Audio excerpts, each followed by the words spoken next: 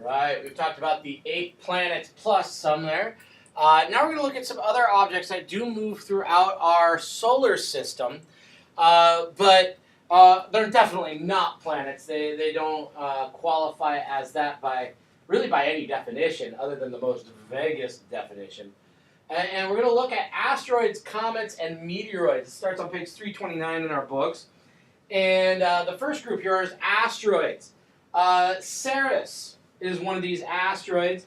And it was actually originally thought to be a new planet. On January 1st, 1801, a dull gleam between the orbits of Mars and Jupiter caught the attention of, in its time's astronomer. As he continued to study the light, he noticed that it was moving in the same direction as the nearby planets. He concluded that the object, which was Ceres, must be a tiny planet. Other astronomers determined that Ceres was too small to be classified a planet. It measured only about 580 miles in diameter, so it was really, really tiny. Only a quarter the size of the moon. And as astronomers began studying the area around Ceres, they discovered many other smaller objects, and they called these objects asteroids. And that's what our definition there on number 2. A stony or metallic object that is smaller than the planets and orbits the sun. But it's not a moon. It doesn't go around other planets, though. Ceres is now considered to be a dwarf planet. Apparently, it's bigger than the average asteroid, big enough to be considered a dwarf planet, but still small enough not to be a planet. Asteroids come in a variety of shapes and sizes. I think this is one of the reasons why they are not considered a planet. They are not spherical. This does separate the asteroids and some of the dwarf planets from the planets. And the larger asteroids, such as Ceres, are nearly spherical in shape, while other asteroids have an elongated shape or just irregular shape even. The asteroid Eros is about 21 miles long, but only 8 miles wide, so more like an egg shape. They're both large and small asteroids with diameters ranging from a few yards to hundreds of miles. So really, there is a lot of variety as far as the shape and size of asteroids. Each asteroid has a specific orbit. Most asteroids, including Ceres and Ida, orbit in the asteroid belt, which is between Mars and Jupiter. There was a mathematician, he figured out, using astronomical units, kind of figured out a pattern for our solar system, for the known planets. And among that pattern, there should have been a planet between Mars and Jupiter. Instead, we find asteroids. So because of that particular pattern, there are astronomers out there that think that maybe these asteroids are the remains of some other planet that was destroyed long ago. Let's see. 2 groups of asteroids not in the asteroid belt are the Trojan asteroids. This is one group. They travel in the same orbit as Jupiter. So would this disqualify Jupiter according to the new definition of a planet? Because they are in Jupiter's orbit. They don't run into Jupiter. They orbit around the moon, around the sun, at the same speed as Jupiter, or close enough to it. But they're called Trojan asteroids. One group 60 degrees in front of Jupiter, the other group traveling 60 degrees behind it. A very important group of asteroids that are not in the asteroid belt are the near-Earth asteroids, abbreviated NEAs. They're located in the inner solar system. Some of them do cross paths with the Earth. An NEA explodes high in Earth's atmosphere about once a month. About once every century, a small near-Earth asteroid actually collides with the Earth to produce a crater. An asteroid's orbit may be disrupted by a planet based off gravitational pull, maybe close enough that the gravitational pull of the planet actually pulls it out of its normal orbit, and causing it to collide with maybe either other asteroids, possibly other planets, moons. If a large asteroid collides with a smaller asteroid, the impact would break the smaller into pieces, producing a scar-like crater on the larger asteroid. Asteroids, instead of being pulled into orbit, may be thrown out of the solar system completely and lost forever, too. That is a possibility. It just depends on how the gravitational pull interacts with it. And then we have comets. These are asteroid-sized objects made of a rock and frozen materials. And that's kind of a big part of it because they behave a little bit different than asteroids. Comets do orbit the sun. In ancient times, comets were believed to be intruders invading the Earth's atmosphere or natural atmospheric phenomena. So it was thought to be part of the Earth in one way or the other. Tycho Brahe observed and studied a comet in 1577, established that the object he saw was not an invader of the atmosphere, but a natural part of the solar system, that it was not actually coming into the atmosphere, but just out there in space. Sir Isaac Newton concluded that comets are subject to the same orbital laws of motion as the planets. Newton's ideas were proved by astronomer Edmund Halley. Halley correctly calculated the orbit of a comet seen in 1682. After his observations, Halley concluded that the description of the comet in 1531 and the comet seen in 1607 were identical to this comet. We now know it, or he then predicted that it would come out back to Earth in 1758. We now know it as Halley's Comet. Other astronomers named it in his honor, since he was the first one to correctly identify it and connect it with some other ancient ones. It takes about 76 years for Halley's Comet to make one orbit around the Sun.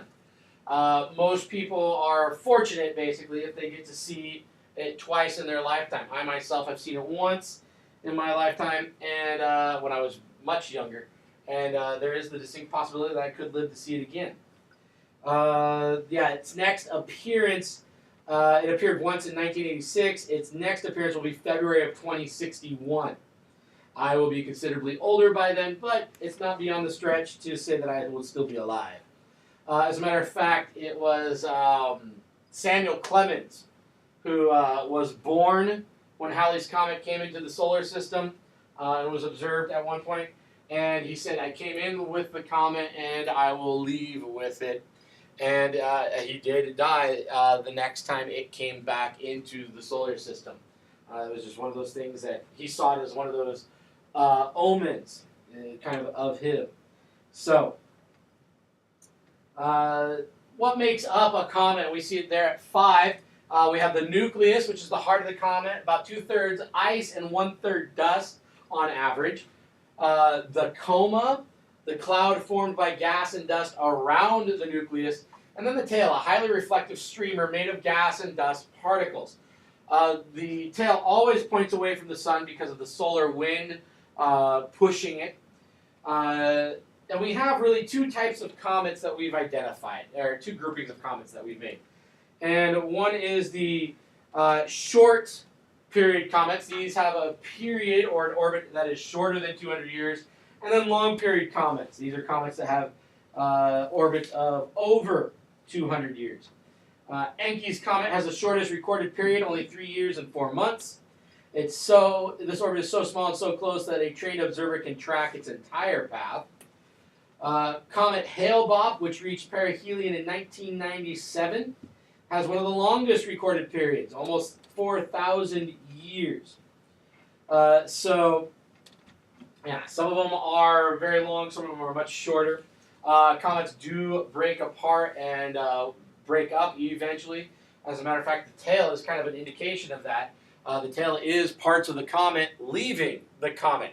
As the comet gets closer to the sun, the ice in it melts, creating cracks, fissures, causing the dust to spread out. That's why we see a tail. Given enough time or enough orbits of the sun, they do break completely apart.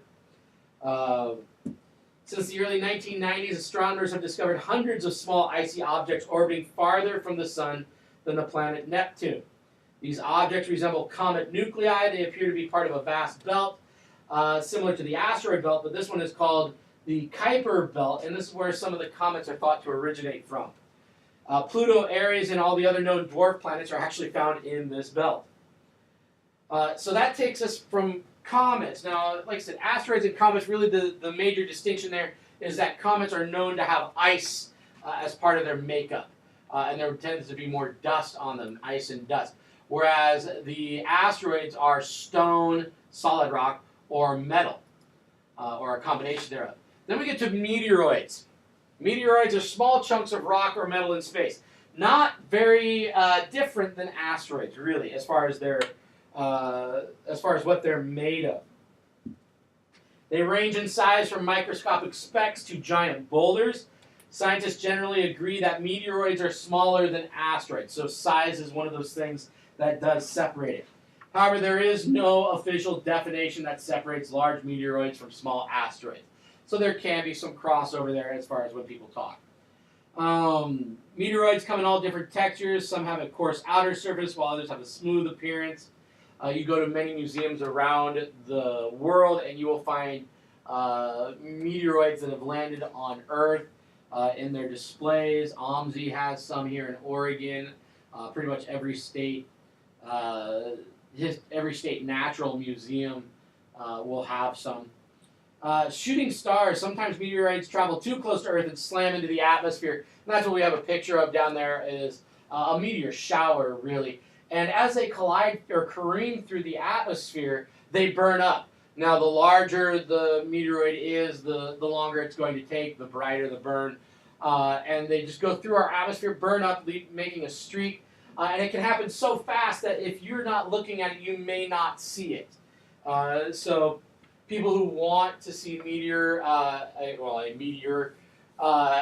shower will watch the sky very intently. Now, there are some times during the year where we know we are going to cross through the path of many meteors, and those are usually announced if you go onto any science website about meteorites or meteoroids.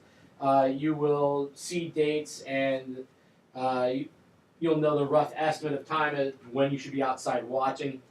The three biggest and easiest to see meteor showers are the Quadrantids, radiate from the constellation Bootes on January 3rd through the 4th, the Perseids, which radiate from the constellation Perseus on August 12th through 13th, and the Geminids radiate from the constellation Gemini on December 13th through 14th.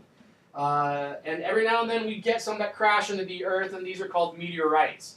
So meteoroids are out in space. A meteor is when it enters the atmosphere, and a meteorite is when it actually lands on the Earth's surface. And as I said earlier, there are many of these throughout the world. You can go to any local, you can probably go to any local, there's a local history museum that will have some samples that you can look at. Like I said, I happen to know OMSI here in Oregon, in Portland, Oregon, has a few that you can look at. So yeah, the largest known intact meteorite is the Hova meteorite, weighing around 66 tons, about the weight of 11 bull elephants. A large meteorite was discovered in the Willamette Valley here in Oregon, weighing almost 15.5 tons and is 9 feet 8 inches long. This was rather small compared to what landed in Flagstaff, Arizona, 150 feet in diameter, and all that remains from the collision is a huge crater over 4,000 feet wide. So that one pretty much got destroyed on impact. So there you have the difference between asteroids, comets, and meteoroids. And we will begin looking at the stars and constellations in the next section.